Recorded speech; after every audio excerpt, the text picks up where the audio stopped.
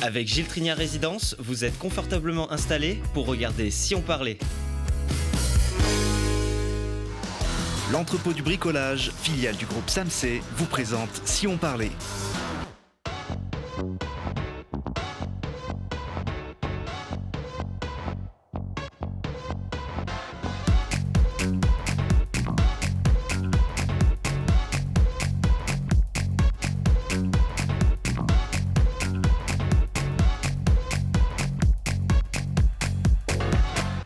Bonjour à tous, bienvenue dans Si on parlait, l'émission qui vous donne la parole chaque jour pour savoir ce qui se passe près de chez nous.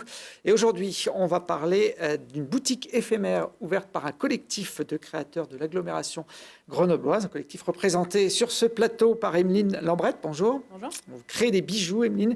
Et à côté de vous, Alexandre Jobert est graphiste. Bonjour. Alexandre. Et vous, c'est dans le dessin que vous vous illustrez, on verra ça tout à l'heure. On va parler également de polar avec Elsa Roque, auteure de romans policiers. Bonjour. Bonjour. Bienvenue. Le dernier de vos ouvrages est sorti aux éditions Calman-Lévy, La fureur des mal-aimés. Et puis du polar, du roman policier à la réalité, il n'y a parfois que l'épaisseur d'une feuille de papier. Jacques Dallès, bonjour. Bonsoir. Vous êtes le procureur général près de la Cour d'appel de Grenoble. Vous veillez à l'application de la loi et au bon fonctionnement de la justice sur la juridiction de Grenoble. C'est une lourde responsabilité quand on est procureur.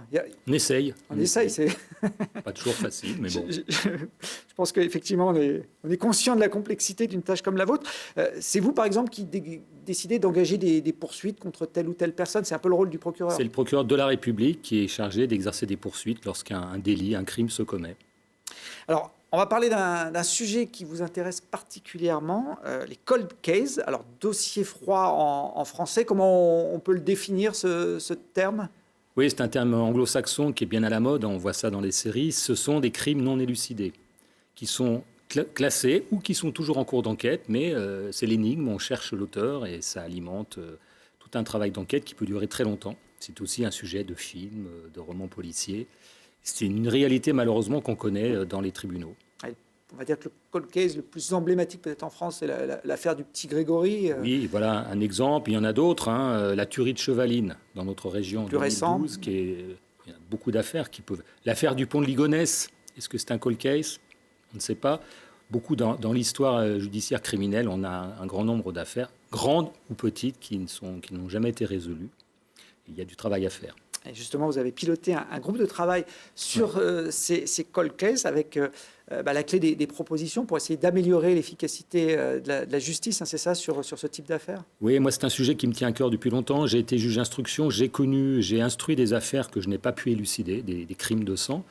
Et avec un groupe de travail, on a réfléchi à ça sous l'égide du ministère de la Justice et on a produit un rapport cette année qui fait un certain nombre de propositions pour améliorer le traitement judiciaire des cold cases.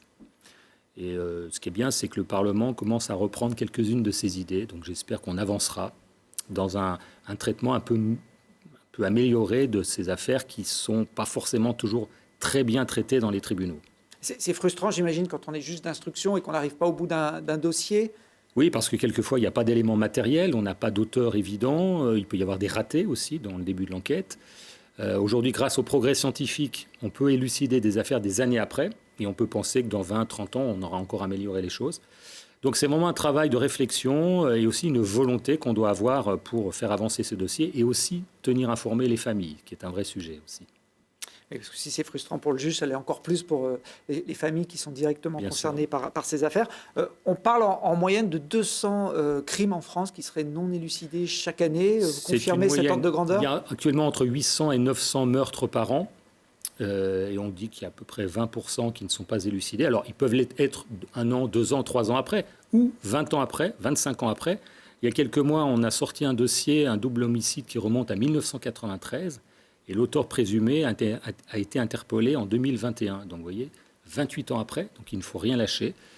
Et ça, on en a partout en France, des affaires comme ça. Certaines ont défrayé la chronique, et d'autres sont passées inaperçues, mais pas pour les familles, évidemment, qui gardent ça comme une souffrance qui va durer. Alors chez nous, en Isère, il y a y a un cold case qui dure depuis des décennies, qu'on a résumé sous l'appellation les disparus de l'Isère, qui concerne des jeunes enfants essentiellement. Des enfants disparus dans les années 80, 85, 90. C'est autant de cold case. Certaines affaires ont été élucidées, d'autres pas du tout. Et il y a toujours des instructions en cours au tribunal de Grenoble. Donc, ce qui montre que des années plus tard, on peut continuer à travailler avec un espoir qui se réduit au fil des années, mais il faut garder espoir. Et peut-être que la science va nous aider dans quelques temps. Après, vous savez, le problème, c'est que l'auteur ou les auteurs, ils vieillissent aussi. Et ils peuvent disparaître de leur belle mort, tout simplement. Et donc, ce sera impossible de confondre quelqu'un qui aura tué, mais qui sera mort de façon, je dirais, naturelle.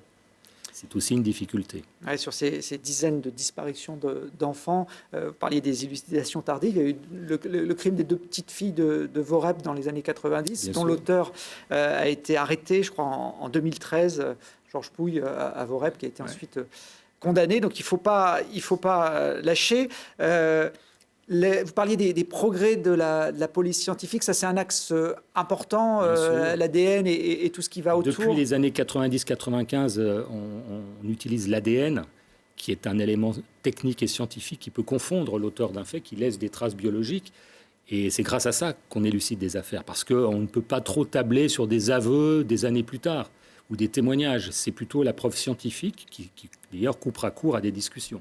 Si on retrouve une trace biologique de l'auteur des faits sur place, c'est qu'il y a quelque chose, même si ce n'est pas une preuve parfaite. Et la science évolue très vite et on a encore fait des progrès ces dernières années et je pense que dans les années à venir, on va encore avancer. D'où l'intérêt de garder ouvert le plus longtemps possible ces dossiers. Et de bien faire les prélèvements dans les premières heures d'un dossier. On appelle ça la scène de crime. Bien sûr, scène de crime, prélèvement, recherche, indices, traces. Même si ça paraît anodin, peut-être que des années plus tard, ce sera utile.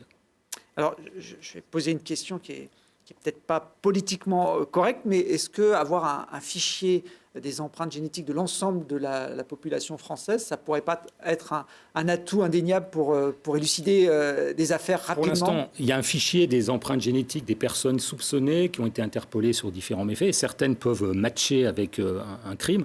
Après, c'est au législateur, c'est à la société de dire si elle veut sur un fichier général. Pour l'instant, je ne suis pas certain que ça suscite un enthousiasme réel, mais peut-être que dans quelques années, on y viendra. Vous êtes déjà sûrement arrivé d'avoir l'empreinte ADN d'un meurtrier, voire d'un meurtrier d'enfant, et puis de ne pas pouvoir la corréler avec un fichier. Tant que l'empreinte ne correspond pas à une empreinte dans un fichier, on ne pourra jamais identifier la personne. Et effectivement, peut-être que dans 20, 30, 40 ans, les choses seront... Dès la naissance, ça posera des problèmes éthiques. On prélèvera l'ADN d'une personne qui la suivra. On peut tout imaginer. On peut imaginer une puce GPS qui soit injectée à la naissance et on pourrait imaginer qu'il n'y aura plus de disparition de personnes dans ces conditions. Mais vous voyez que ça pose des problèmes de fond, éthiques, moraux, etc. Et ça, ce seront nos successeurs qui en décideront.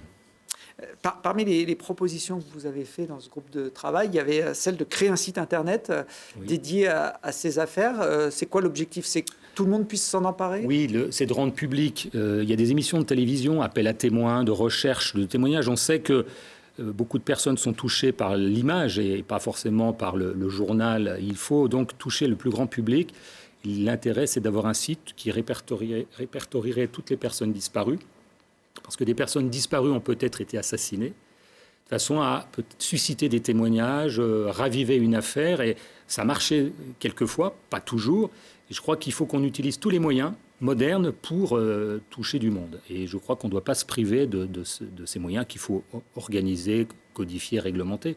Il faut qu'on touche le plus grand. Des personnes peuvent avoir vu quelque chose d'anodin, mais qui aura une importance des années plus tard. Appel à témoins de façon nationale, si possible, sur une émission qui va toucher des centaines de milliers de personnes. Donc Télé Grenoble, par exemple. Nous, on est toujours au service de la justice quand ça concerne effectivement notre périmètre, et ça nous arrive de relayer de temps en temps des appels à témoins. C'est vrai qu'on voit de plus en plus à la télé des émissions sur les faits divers, sur les affaires judiciaires françaises.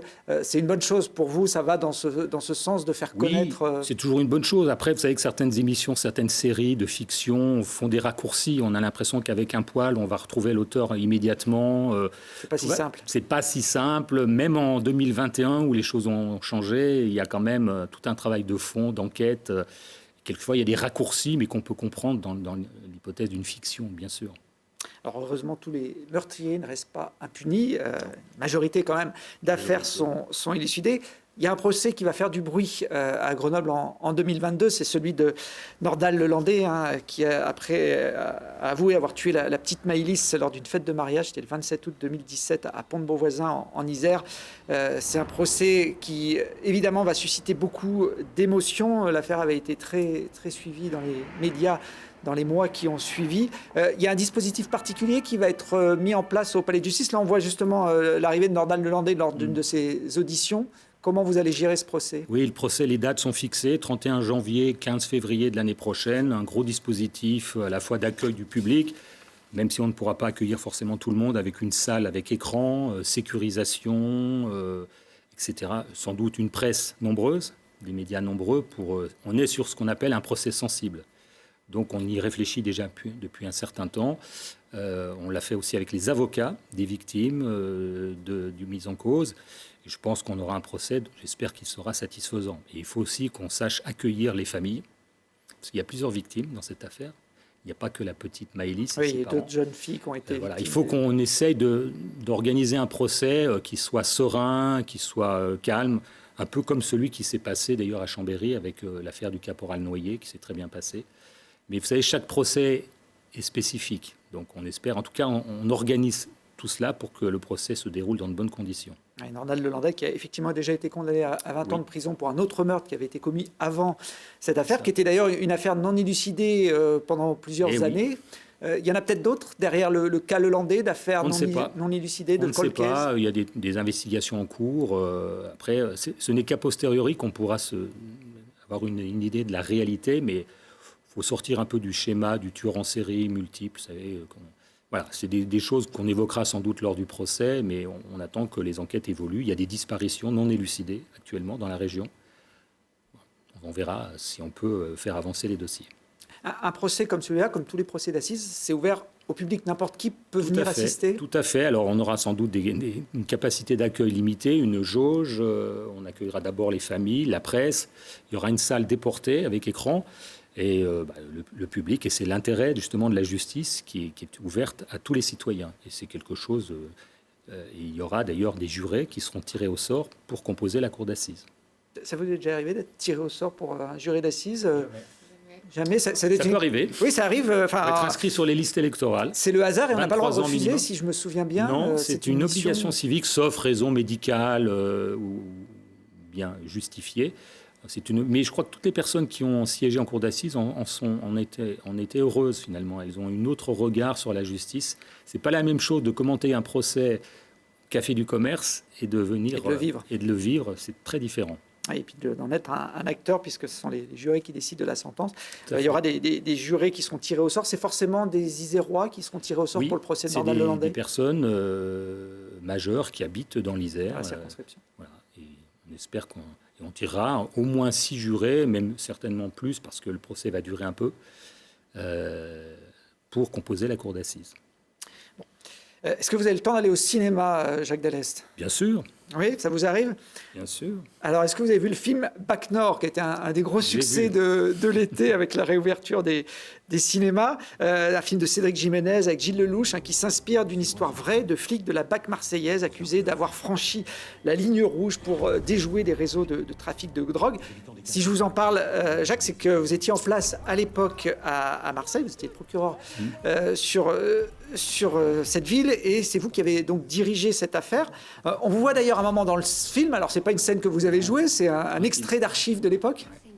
Oui, moi j'ai pas suivi l'affaire dans son entièreté, parce que j'ai quitté Marseille, mais j'ai ouvert l'enquête, l'instruction qui a donné lieu à des mises en examen d'un certain nombre de policiers qui ont été jugés il y a quelques mois. Je crois qu'il y a un appel d'ailleurs, l'affaire n'est pas terminée, et le film s'inspire, même si le film n'est qu'une vision tronquée de l'affaire, côté police, c'est un film dynamique, plutôt intéressant. Il y a quelques caricatures quand même, il faut le dire. On voit là d'ailleurs des scènes de violence dans les quartiers marseillais. C'est à l'image de ce que vous avez vécu ou c'est un peu exagéré? À ce point-là, j'ai beaucoup fréquenté malheureusement les quartiers nord sur des règlements de compte. C'est dur, ce sont des quartiers difficiles pour les forces de police. On n'y pénètre pas si facilement. Mais on peut faire son travail. J'ai trouvé quand même qu'il y a quelques excès dans le film, sur la façon de l'hostilité que manifeste. C'est pas aussi net que ce que le film le dit. Mais c'est plutôt bien joué avec des acteurs du coin, manifestement. Et c'est assez réaliste. C'est un peu l'intérêt du film. Vous l'avez vu, ce film, Bacna? Oui, Elsa? oui. Qu'est-ce que... Je l'ai trouvé très, très énergique. Oui, c'est vrai. Voilà, c'est le mot qui me restera. L'énergie. Énergique. C'est vrai que c'est un bon film policier. On se laisse porter par l'action, C'est bien joué. par Des bons acteurs. par l'histoire. Et bon, on a un petit penchant quand on regarde le film. On s'attache aux personnages, aux flics ripoux, entre guillemets, qui sont joués dans le film. Le procès, vous l'avez dit, effectivement, a eu lieu. Sur les 18 policiers de la BAC de Marseille qui étaient impliqués dans ce procès, 11 ont été condamnés avec des peines de prison avec sursis. C'était une vraie... comment dire ? Maintenant que le procès a eu lieu, on peut lire. Il n'est pas terminé puisqu'il y a un appel. Il y a un appel derrière. Il va être rejugé en cours d'appel des années plus tard, parce que moi j'ai quitté Marseille en 2013. Vous voyez qu'on l'a jugé en 2021, je crois. Oui, ça a été jugé cette année. Donc ça montre la longueur de l'enquête. Voilà, on espère que la vérité judiciaire sera dite en appel. On compare souvent Marseille à Grenoble en termes de criminalité. Qu'est-ce que vous en pensez, vous qui avez été en poste dans les deux villes? Vous avez vu la série de règlements de compte qui ne se termine pas d'ailleurs à Grenoble. Il y en a quasiment toutes les semaines. Non, Grenoble, c'est l'agglomération marseillaise, c'est 1 million d'habitants. C'est pas la même taille que Grenoble. C'est une ville pauvre, une ville qui a une tradition de banditisme. Mais Grenoble a quand même une délinquance assez forte et des violences qui ne sont pas forcément à la taille de la ville, qui n'est pas une ville immense, Grenoble. Et ça interroge. Il y a eu du banditisme grenoblois, il y a des règlements de compte, malheureusement, aussi pas dans la même intensité. Beaucoup de trafic de drogue et il y a quelques similitudes. Mais d'autres villes en France sont concernées. Je crois qu'on le voit tous les jours. Est-ce que vous avez le temps d'aller au cinéma? Est-ce que vous avez le temps de lire des romans policiers? Est-ce que c'est votre cam, entre guillemets? Oui. Alors, plutôt les romans classiques, anciens. Je suis un fan d'Edgar Poe, qui était un peu le père du roman policier, merveilleusement traduit par Baudelaire. Mais il y a de très bons romans, dont celui d'Elsa Rock, que je recommande aux lecteurs de polar. Eh ben on va en parler, justement, des romans d'Elsa Rock.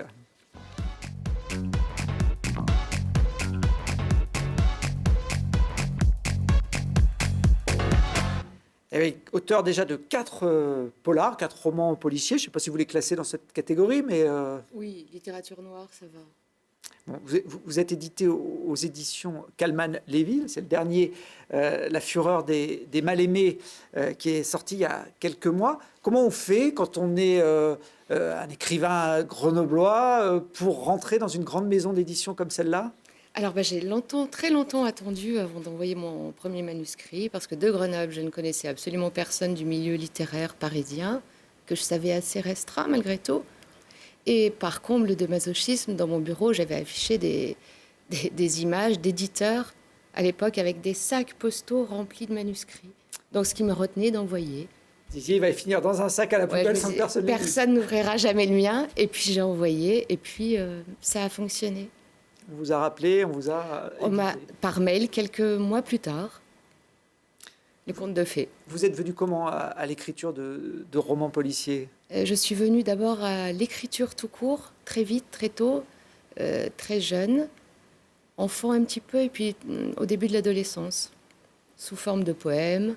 Ensuite, un roman de littérature blanche, donc, que je lisais beaucoup. Et j'ai eu besoin après d'explorer de trouver mon espace. J'ai découvert le polar que je ne lisais pas. Ma meilleure amie m'a envoyé un polar que j'ai trouvé extraordinaire de Denis Lehane.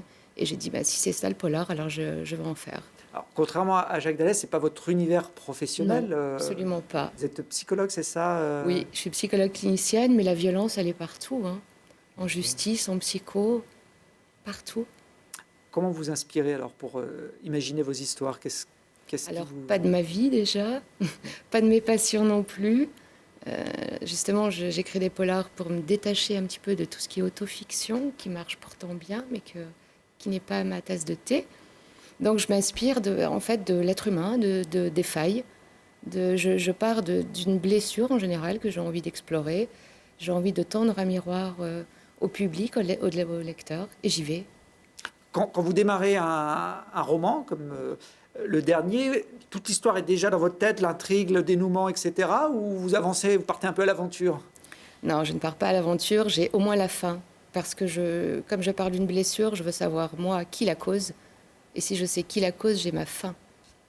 Ensuite, les personnages peuvent m'amener en cours de route à quelques digressions, mais j'ai mon début et j'ai ma fin cadrée. Alors, votre dernier roman, c'est une histoire de famille, on peut dire, et de vengeance, hein, sous fond d'inceste.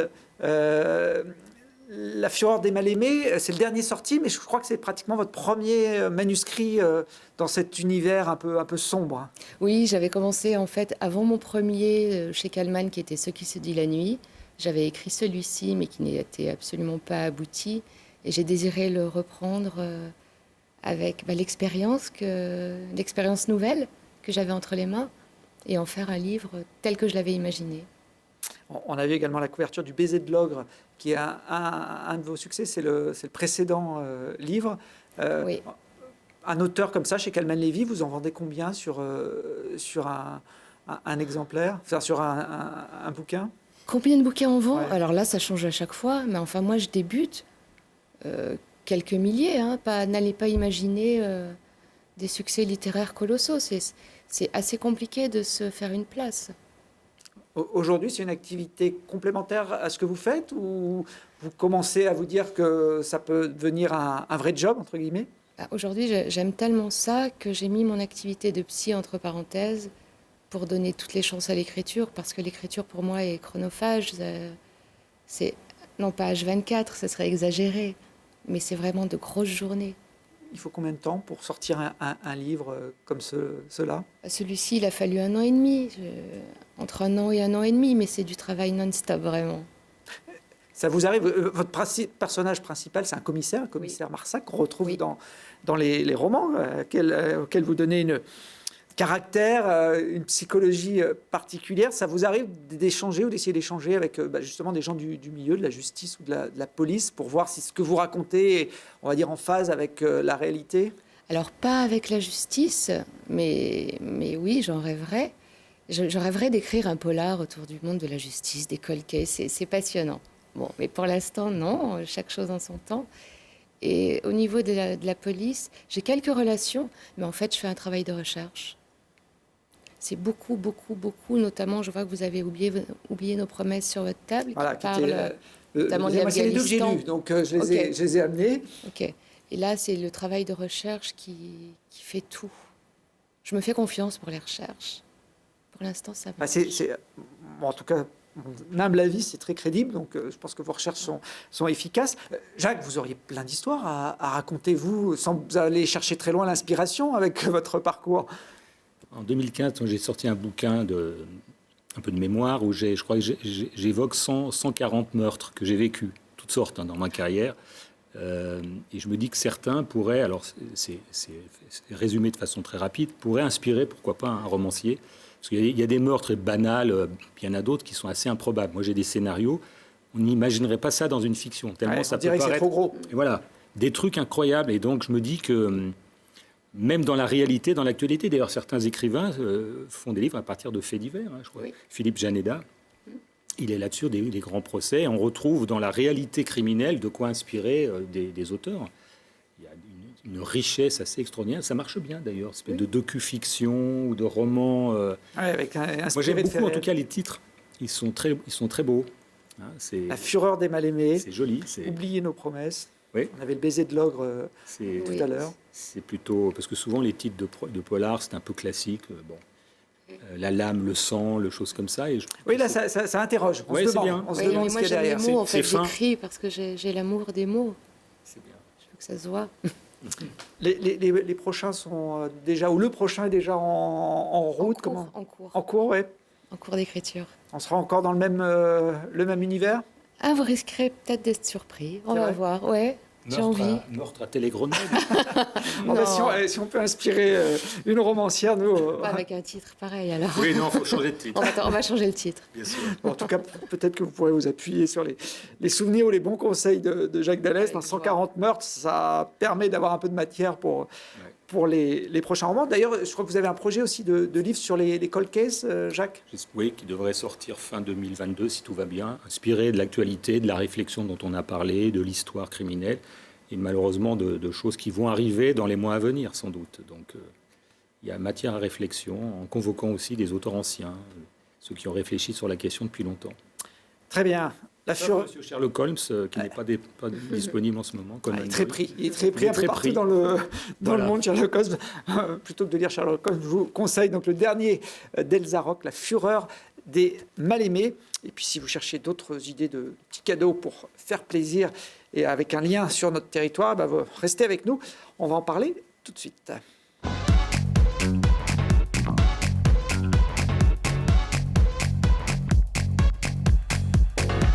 C'est fait ici. On va parler d'un collectif de créateurs grenoblois qui se regroupe au sein d'une boutique éphémère. Mais Emeline Lambrette et Alexandre Jobert. Alors Emeline, je l'ai dit, c'est les bijoux. Alexandre, les illustrations, le graphisme, le dessin. Votre boutique, votre concept, votre collectif s'appelle Artisanal. Je ne sais pas si je l'ai bien prononcé. Vous venez donc d'ouvrir une boutique au centre-ville de Grenoble. Magasin éphémère. Vous savez déjà, avant même l'ouverture, que vous allez le fermer, Emeline, dans quelques mois. On aimerait le continuer, mais en fait, pour le moment, c'est un magasin qui est mis en place par la métro de Grenoble et qui a pour but de promouvoir justement l'artisanat local. Et du coup, il y a des créateurs qui changent un peu tous les 4 mois en moyenne. Et voilà, donc on n'a pas forcément l'occasion de pouvoir ouvrir notre propre boutique. Et là, ça permet de regrouper 10 créateurs et de voir si ça peut fonctionner derrière. On va voir quelques images de ce magasin. Comment ça fonctionne, Alexandre, pour la gestion, tout simplement, quand on est 10 créateurs, chacun autonome, comment vous gérez ce magasin ? C'est comme une espèce de petite entreprise éphémère où on est sous forme d'association, mais le principe, c'est qu'on a tous mis la main à la pâte pour aménager le magasin avant l'ouverture. Et puis là, on a chacun un peu des rôles dédiés et puis surtout des permanences à tour de rôle pour tenir le magasin du mardi au samedi, qui soit ouvert du matin au soir. Donc c'est pas mal de boulot, mais je crois qu'on est tous autant passionnés de nos créations que de tenir cette petite boutique éphémère. Ouais. Et chacun voit là les différents postes de créateurs. Chacun gère ses ventes, encaisse ses bénéfices, etc. Alors, on a un système d'encaissement qui est commun, en fait. Puis avec un système de code produit, chacun récupère évidemment sa part. Mais sinon, les stocks sont gérés chacun par... on a chacun notre petit stand et chacun gère sa petite boutique dans la boutique. Donc voilà. Ouais. Bon, on a vu que c'était, pour ceux qu'on reconnu en tout cas, dans le bâtiment de la Maison du Tourisme, donc en plein centre-ville. Qu'est-ce qu'on peut y trouver ? Donc ces 10 créateurs sont sur des formats, on va dire, un peu différents. Là, vous m'avez amené quelque chose qui permet de conjurer les cauchemars, c'est ça ? C'est ça, c'est faire plaisir à mes filles. Un arbre de vie attrape-rêve, donc en macramé, donc, qui est réalisé donc, par Roat, qui fait vraiment tout ce qui est macramé, notamment tout ce qui est suspension murale, etc. On retrouve des fleurs séchées qui sont glanées, séchées, etc. par Maria, des savons qui sont faits à Fontaine, des illustrations de souvent beaucoup d'animaux, etc. Après, il y a du textile, du upcycling textile, donc c'est du textile recyclé. Hein. Le principe, c'est Camille récupère des chutes en fait, de tissu et elle en fait des trucs super chouettes. Des sacs à dos, des accessoires, des vêtements. Après, il y a de la couture, il y a plein d'objets en bois. Donc là, je vais le montrer celui-là parce qu'il est joli. C'est ça. Et des décorations luminaires décoratifs, donc qui peuvent faire par exemple éveil ou luminaire la nuit et décoration le jour. Tout est fait, on va dire localement, à la main, dans des petits ateliers, c'est ça ? Ouais. Globalement, tout est fait dans l'agglo, fabriqué dans le coin, ouais. Pas Made in China, là. Non, ça va. Non, il n'y a pas de Made in China. C'est Made in Lamur, même. Made in Lamur, il n'y a pas deux créateurs qui font les mêmes choses. Oui, vous êtes répartis, entre guillemets, pour qu'il y ait du choix. Vous, Emeline, vous êtes sur la création de bijoux. On va en voir quelques-uns. Vous utilisez quel type de matériaux ? Alors, l'idée, c'était de pouvoir utiliser des matières qui puissent convenir à la majorité des personnes, donc en acier inoxydable, doré ou argenté, parce que c'est hypoallergénique et que c'est très résistant dans le temps. Et après, j'allie ça avec tout ce qui est matière un peu plus naturelle, comme les pierres fines, la coco, les coquillages, donc tout ce qui rappelle un peu... L'idée, c'est de rappeler un peu les îles, les voyages, etc. Ah, ça fait du bien, on les voit là, vos créations. Quand on dit bijoux, on pense toujours au prix. C'est quoi l'ordre de prix ? Alors là, en moyenne, on est plutôt sur du 20-40 euros. Voilà, donc pour que ça reste un peu accessible, on a des bijoux qui peuvent être un peu plus chers ou un peu moins chers. Et voilà, donc... Ça reste largement dans mes prix. Oui. Donc, je pense que pour beaucoup de gens, ça peut être une chouette idée de cadeau, local, mais avec un petit côté exotique. Vous, Alexandre, vous êtes sur ce type de produit. Alors, Jacques, qui aime bien la montagne, va peut-être reconnaître les sommets qui nous entourent. Ça, c'est le massif de Beldon. C'est ça, ouais. C'est une collection de 9 sommets de Beldon. Et des collections comme ça, j'en ai 17. Donc, on va de tous les massifs qui sont autour de Grenoble jusqu'à la Vanoise, la Corse, l'île de la Réunion. On va un peu plus loin. Et puis, j'ai aussi toute une série de grands sommets très détaillés, donc du coin surtout, ouais. Vous travaillez comment pour réaliser ces sommets? Alors, je travaille à partir de photos que je prends moi ou que je trouve sur Internet. Et voilà, je décide donc au feutre à l'encre de Chine sur papier. Et ensuite, je scanne en haute résolution le dessin pour pouvoir ajouter ensuite numériquement le nom des sommets, comme on voit sur ce modèle-là. Et ça me permet ensuite de pouvoir proposer des reproductions sur tout type de support. On vous voit, c'est un travail minutieux. Là, vous êtes chez vous, Oui. dans votre bureau, pour réaliser une montagne que vous avez sous les yeux en photo. C'est ça, ouais. Bah, c'est pas mal de boulot. C'est vrai que les petits sommets, finalement, c'est assez rapide. Mais j'ai des modèles qui font 80 cm. Voilà, par exemple, je pense à l'Obiu. Ça me prend entre 20 et 25 heures pour terminer le dessin. Donc, c'est un long boulot. Et c'est vrai que le moment où j'appose la signature à la fin, ça veut dire que c'est fini. C'est toujours agréable. Les sommets, on va dire, du territoire ont un peu plus de succès dans la boutique. Oui, globalement, ce qui est du coin a plus de succès. Après, les panoramiques plaisent beaucoup. J'en ai un pour chaque massif, Vercors, Beldon, Chartreuse. J'en ai un de Grenoble aussi, qui est un peu plus fictif, on va dire. On retrouve tous les sommets, pas les sommets justement, mais tous les monuments emblématiques de la ville. Et celui-là plaît beaucoup. Ouais. On a les bulles, la tour Perret, etc. Ouais.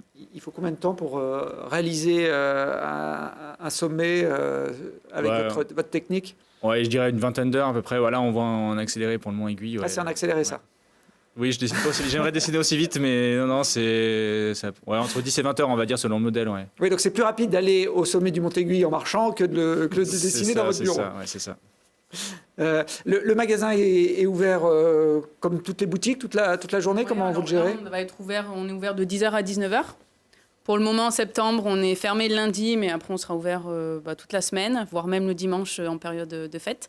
Et on sera là jusqu'au moins 31 décembre. Eh ben voilà, si vous voulez toucher des objets, parce qu'il n'y a pas que la vente sur Internet, c'est bien aussi de pouvoir toucher ce qu'on va acheter et puis de rencontrer les créateurs sur place.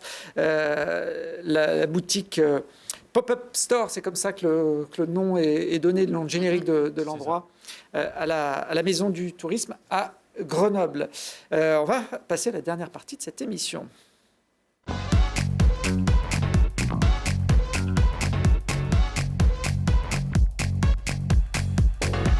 Allez, il nous reste quelques minutes pour faire un tour de table avec nos invités du jour pour un coup de cœur, une idée de sortie, un lieu à découvrir dans la région grenobloise. On a déjà donné quelques pistes avec notamment l'atelier des créateurs.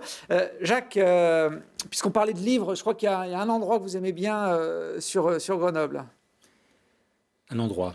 Un boutique, un magasin, on va dire. Oui, plutôt une boutique. Alors moi, je suis un grand liseur, un grand lecteur, donc j'aime beaucoup la librairie Artaud, qui est quand même emblématique de la ville, qui est un bel endroit, je trouve. Parce que je n'habite pas Grenoble, moi-même. Mais un des rares commerces que je fréquente, c'est la librairie Artaud. J'y étais d'ailleurs tout à l'heure et je conseille à tous les amateurs de livres d'aller dans ces bels établissements.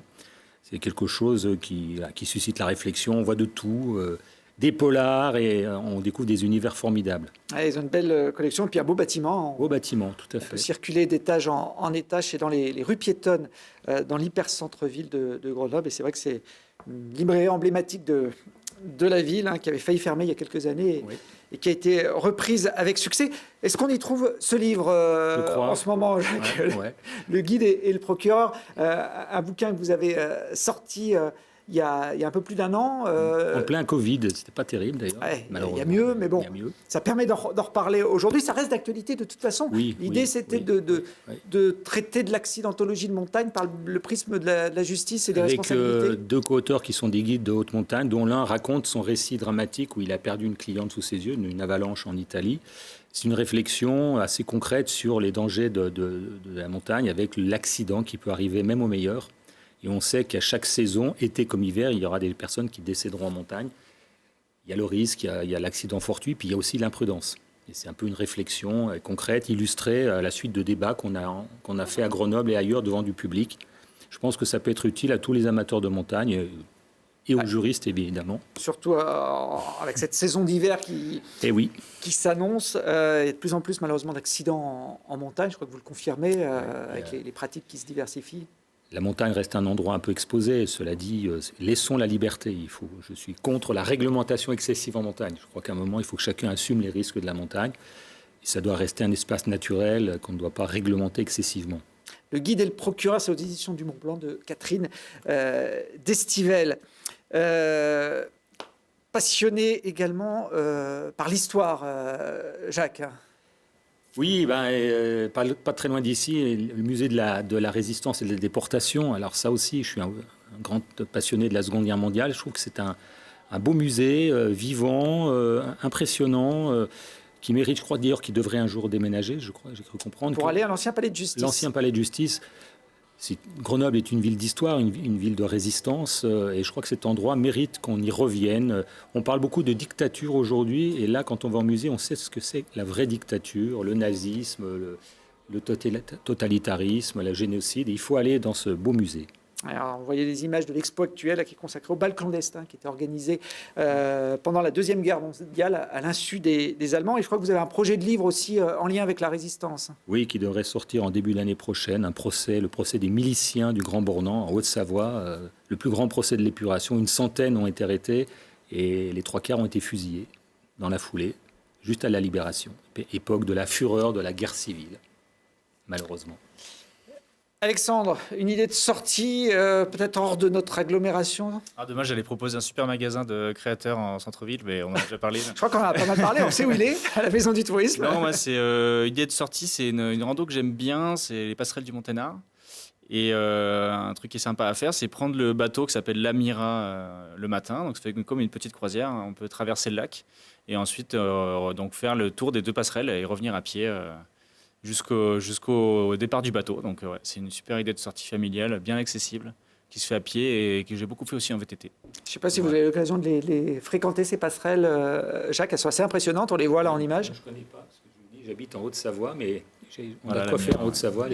Mais c'est magnifique, effectivement. C'est une bonne façon de visiter. Alors, je ne voudrais pas faire le chauvin, mais je pense qu'en Haute-Savoie, vous n'avez pas des passerelles aussi impressionnantes que celles Non, exact. de Monténard. Mais il y a des belles choses aussi pour les balades en montagne autour d'Annecy, ça c'est clair. Donc les passerelles du Monténard, hein, pour l'automne, c'est effectivement une bonne idée. Emeline, un petit bon plan? Alors moi, ça serait plutôt un restaurant qui nous ferait un petit peu voyager. Donc c'est le Kolimba qui a ouvert juste avant la période du Covid, pareil. Et donc qui fait de la cuisine sud-américaine, qui est assez festif et qui aime bien promouvoir un peu la culture équatorienne, chilienne, etc. Et donc à l'occasion de fêtes nationales, ils n'hésitent pas à faire un peu des petites soirées sud-américaines.